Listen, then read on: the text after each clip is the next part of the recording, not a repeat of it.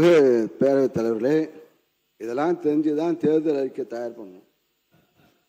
RBI நீங்கள் பணம் இப்போ தள்ளுபடி சொல்கிற 6000 கோடியை 3 மாதத்தை நீங்கள் கட்டி ஆகணும். திரும்பி ஆர்பிஐ கட்டி ஆகணும். இப்போ 20,000 கோடி இப்போ வாங்கிய கடனை தள்ளுபடி செய்கிறேன்னு சொல்லி தான் நீங்கள் வாக்குறுதி அளித்தீங்க. கொஞ்சம் என்ன பார்த்து பேசுங்க, என்ன பார்த்து சொல்லுங்க. சரி, அதனால் இப்போ தள்ளுபடி இப்போ சொல்கிறது இப்போ அது நல்லது இல்லை. ஏன்னா இப்போ மாற்றத்துக்கு நல்லது இல்லை. ஏன்னா இப்போ இதுதான் தெரிஞ்சுதான் நாங்கள் தேர்தல் அறிக்கை விவசாய கடனை தள்ளுபடி செய்யணும்னு சொல்லவே இல்லை. நாங்கள் நீங்கள் சொன்னீங்க, நீங்கள் இல்லைன்னு சொல்றீங்க, கூடுதலாக சொன்னீங்க. நாங்கள் முழுமையாக 5 ஆண்டுக்கு 5 ஏக்கரை வரை நாங்கள் முழுமையாக தள்ளுபடி செய்வோம். அவன் இப்போ ஒரு ஏக்கருக்கு 50 லட்சம் 50,000 1 லட்சம் வாங்கிட்டு இப்போ தள்ளுபடி செய்வாங்கன்னு வச்சுட்டு அவனும் பணம் கட்டலை.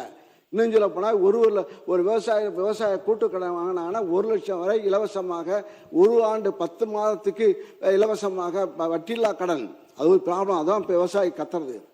10 வட்டியில்லா கடனை கலைஞர் தான் கொடுத்தார். 6 மாதம் கலைஞர் முதலமைச்சராகும் போது 6 விவசாயம் வாங்கின கடன் 6 மாதத்திற்கு வட்டியில்லா கடன். எங்களுடைய முதலமைச்சர் பொறுப்பேற்ற பிறகு 1 லட்சம் ஒரு ஆண்டு வரை 6 வட்டியில்லா கடன் வாங்கின. 1 லட்சம் கடன் வாங்கினான்னா அவனுக்கு வட்டி கிடையாது. அந்த அந்த 1 வருஷம் தாண்டி ஒரு நாள் ஆச்சுன்னா அந்த வட்டி முழுவதும் ஆண்டுக்கு முழுவதும் அந்த 1 லட்சத்துக்கு சேர்க்கப்படும். அந்த பிரச்சனை தான் இப்போ விவசாயிகள் ஏன் கத்துறாங்கன்னா, இப்போ வாங்கின கடன் தள்ளுபடி செய்வாங்க சொல்லி அவங்க விவசாயிகள் கடன் கட்டாமல் வந்துட்டு இப்போ விவசாய கடன் இப்போ கட்ட லோனும் வாங்க முடியல. விவசாய தமிழை தவறிய கடனை காரணத்தால் விவசாயிகள் கடனும் வாங்க முடியல. ஆக கொடுத்த கடன் முடியல. இப்போ கிட்ட வாங்கின கடனை 21,000 பேர் இப்போ 21,000 கோடி கிட்ட அளவுக்கு நீங்கள் தள்ளுபடி செய்ய வேண்டும். ஆனால் 6,000 கோடி, அந்த 6,000 கோடி தள்ளுபடி செய்யப்படுறதுக்கு பல போராட்டம் பண்ணி அது இப்போ ஒரு ஸ்டெப்பு ஒரு பிட்டு போட்டிங்க 2,500 ரூபா. அப்புறம் 2வது பிட்டு போட்டு இப்போ 50,000 இப்போ 75,000 சொல்றீங்க. 1 லட்சம் வரை கடன் கொடுக்க வேண்டும் என்று சொன்னீர்கள். அது கொடுக்கவில்லை. அது வேற சொல்றீங்க. இப்போ ஆண்டுக்கு நாங்கள் முன்கடனாக விவசாயிகளுக்கு ஆண்டுக்கு 15,000 கொடுப்போம். தேர்தல் அறிக்கையில் அறிவித்திருக்கின்றீர்கள். ஆண்டுக்கு விவசாயிகளுக்கு பணம் கொடுப்போம் என்று அது இந்த பட்ஜெட்டை கொடுக்கவே இல்லை.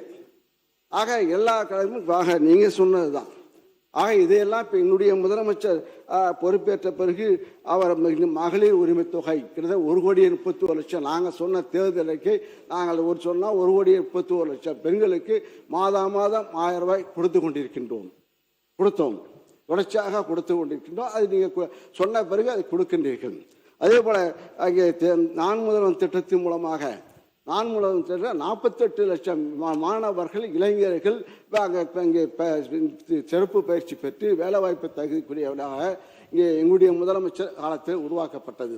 இன்னும் சொல்ல போனால் IAS IPS முதன்மை இங்கே தேர்தலாம் இப்போ முன்னெல்லாம் 20 பேர் 10 பேர் தான் தேர்ச்சி பெற்றார்கள். இந்த நான் முதல்வன் திட்டத்தில் இப்போ இங்கே கொடுத்து அது ஊக்கத்தொகையும் கொடுத்து பொருளாதார உதவி செய்து IPS கிட்டத்தட்ட 57 பேர் நம்முடைய தமிழகத்தில் 57 இளைஞர்கள் மாணவர்கள் இங்கே தேர்ச்சி IAS IPS ஆக வெற்றி பெற்றிருக்கின்றார்கள். அது எங்களுடைய முதல்வர் இந்த MK ஸ்டாலின் அவர்கள் செய்த சிறப்பு திட்டமாக இருக்கிறது. ஆக இது அதே போல விடியல் பேருந்து மூலமாக 45% பெண்கள் இப்போது வேலைவாய்ப்பு மூலமாக பெற்று இந்தியாவிலே தமிழ்நாட்டில் இருக்கின்ற பெண்கள் தான் 45% பேர் வேலைக்கு செல்கின்றார்கள். பல வேலைக்கு இங்கே செல்கின்றார்கள் தொழிற்சாலைக்கு. காரணம் விடியல் பேருந்து. அதை விடியல் எடுத்துட்டு நீங்கள் மகளிர் பேருந்துன்னு ஆக்கிட்டீங்க. ஆக திட்டத்தை பார்த்திருக்கின்றீர்கள். எங்களுடைய எதிர்கட்சி தலைவர் இங்கே உதய ஸ்டாலின் அவர்கள் என்னைக்கு பொறுப்பேற்றாரோ அன்றிலிருந்து இரவு பகலாம மழையா இருந்தாலும் வெள்ளமா இருந்தாலும் மாற்று இன்னும் சொல்ல போனால் அவருடைய காலத்தில் இங்கே இளைஞர்களுக்கு விளையாட்டு பயிற்சி ஒவ்வொரு ஊராட்சியிலும் விளையாட்டு பொருட்கள் வழங்கப்பட்டு கிரவுண்டு வழங்கப்பட்டு நல்ல ஆரோக்கியமான இளைஞர்களை உருவாக்க வேண்டும், நல்ல இளைஞர்களை உருவாக்க வேண்டும் என்ற நோக்கத்திலே அவர் உழைத்த அவர் ஸ்போர்ட்ஸ் டெவலப்மெண்ட் அந்த டிபார்ட்மெண்ட்டில் அவருக்கு ஊர் பூராக கிராமம் பூராக விளையாட்டு பயிற்சி. அதே போல் வெளிநாட்டு உலக அளவிலே அங்கே விளையாட்டு போட்டிகள் தமிழ்நாடு நோக்கி வந்த சாதனை புரிந்தவர் எங்களுடைய எதிர்கட்சி தலைவர் இங்கே ஸ்டாலின் அவர்கள் நம்முடைய ஐயாவும் சரி, மரியாதைக்குரிய அன்புமணியாவும் சரி, நிழல் பட்ஜெட் போடுவாங்க. இந்த சிவகுமாரா பட்ஜெட் இந்த நிழல் பட்ஜெட்டை பார்த்து சார் நான் முடிச்சிடும். 40 நிமிஷம் ஆயிடுச்சு. நிழல் பட்ஜெட் போடுவாங்க. அதையெல்லாம் நாங்கள் வாங்கி அதில் உள்ள கருத்துக்களை நாங்கள் கேட்டு இங்கே இருக்கின்ற உங்கள் ஆட்சிக்கு முட்டு கொடுக்கின்ற தலைவர்கள்லாம் இப்போ இங்கே உங்களை பற்றி பேசுகின்றார்கள். அப்பா எங்களெல்லாம் பேச தூக்கி ராஜேஷ் அவர் கருத்துக்கு பாராட்டுவார். ராஜேஷ் எங்களை பாராட்டுவார். வேளாண் பட்ஜெட்டில் அதே சிவகுமாரை பாராட்டுவார், ராமச்சந்திரன் பாராட்டுவார். இங்கே கம்யூனிஸ்ட் மாரிமுத்து, அதே போல் நாகை மாலிக்கு பேசுவார், பாராட்டு பேசுவார்கள்.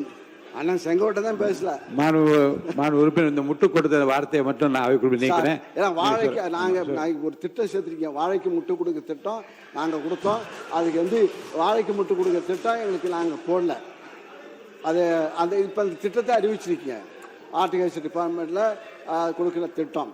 அதுபோல் இந்த ஆட்சிக்கு முட்டு கொடுத்துக்கிறார்கள். சொல்லக்கூடாது. திரும்பி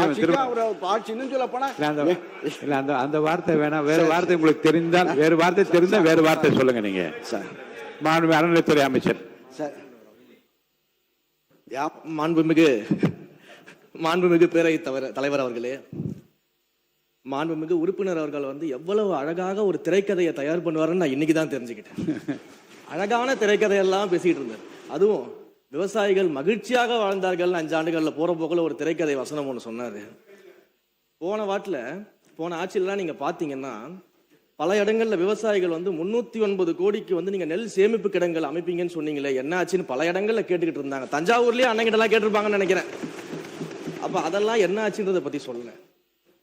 வாகன போக்குவரத்து இருக்கு பாத்தீங்களா, அந்த கொள்முதல் செய்துவிட்டு வாகன போக்குவரத்து செய்யக்கூடிய பல்வேறு முறைகேடுகள் நடந்ததாக விவசாயிகள்லாம் போராட்டம் பண்ணாங்க. அதெல்லாம் அண்ணன் கண்ணுக்கு வரவே இல்லையா என்னன்னு தெரியல.